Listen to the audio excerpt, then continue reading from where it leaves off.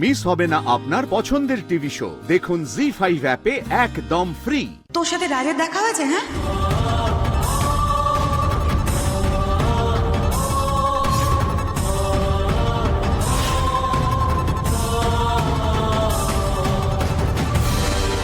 আপনি শহরের এত বড় একটা শোরুমের ম্যানেজার, আমি তো বুঝতে পারছি না পার্ট টাইমে এই কাজ কেন করছে। ম্যানেজার সামান্য একটা সেলস গার্লসের কাজ করি আমি।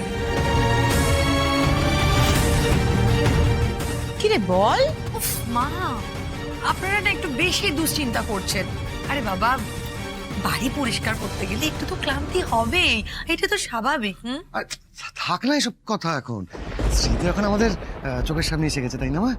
আর নো টেনশন বাবা, আজকের দিনে কিন্তু শুধুমাত্র মজা আর আনন্দ। সেই ছোট্ট মেয়েটার আজ আশীর্বাদ, জানিস শ্রী,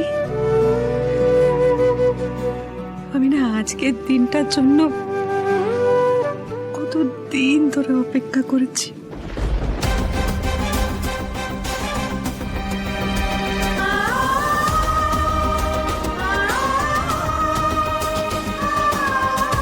মা, আপনি একবারও স্ত্রীকে জিজ্ঞাসা করেছেন দিনা যে ওর আশীর্বাদে নিয়ে এক্সাইটেড কিনা? হ্যাঁ, সামনে আছে তো, জিজ্ঞাসা করুন না।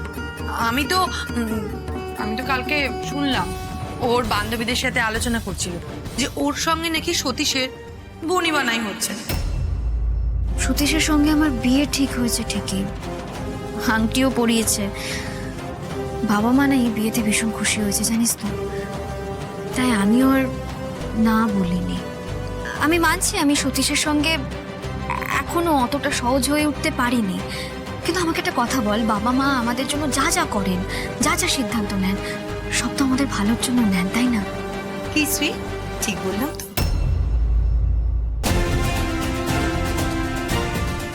শ্রী, স্মৃতি আমাকে বল, মানে তুই কি সত্যি কোনো... আহ বাবা, শোনো না, আমি বলছি তো সতীশের মতো ছেলে লাখে একটা হয়।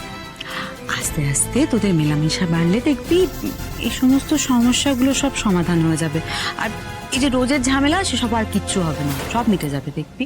দাঁড়াও পরমা, এই আশীর্বাদী অনুষ্ঠানে যাওয়ার আগে আমি স্ত্রীর কাছে আর একবার জানতে চাই। আরে তোর মনে কি... আমি মিথ্যে বলতে পারবো না বাবা, বৌদি যেটা শুনেছে সেটা ঠিক।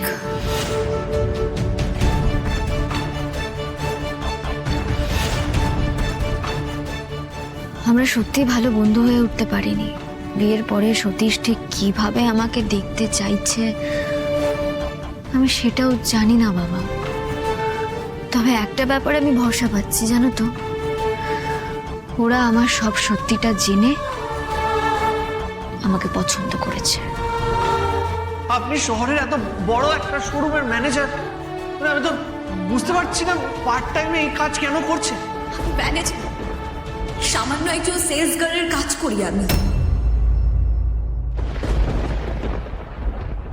জি5 ডাউনলোড করুন আর সব এপিসোড দেখুন একদম ফ্রি।